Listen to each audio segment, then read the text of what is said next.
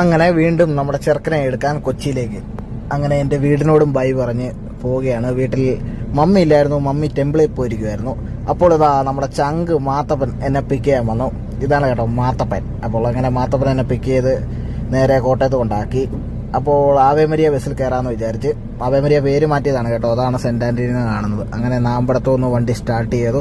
വരുന്ന വഴിക്ക് നാമ്പടം ജംഗ്ഷനിൽ തന്നെ കണ്ടതാണ്. മഴയത്ത് അന്യായിട്ട് ഇറങ്ങി, എന്താ അല്ലേ. അപ്പോഴാണ് നമ്മുടെ ഒരു കമ്പനിക്കാരനെ കണ്ട്, അരുണിനെ കണ്ട് ഒരു ബായും പറഞ്ഞ് അവിടെ അങ്ങനെ പോസ്റ്റ് അടിച്ചിരുന്നിരുന്നിരുന്ന് മഴയൊക്കെ ആസ്വദിച്ച് ഏതാനും നിമിഷങ്ങൾക്കാവും നമ്മൾ ഇടപ്പള്ളി എത്തിയിരിക്കുകയാണ്.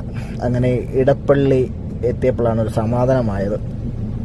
ഇടപ്പള്ളി എത്തി നേരെ നമ്മുടെ ചെറുക്കൻ്റെ അടുത്തേ കിടക്കുന്നു. നമ്മുടെ ചെറുക്കൻ നമ്മുടെ ചെറുക്കനും ഉണ്ട്, നമ്മുടെ വലിയവനും ഉണ്ട് കേട്ടോ, ഭാരത് ബെൻസ്.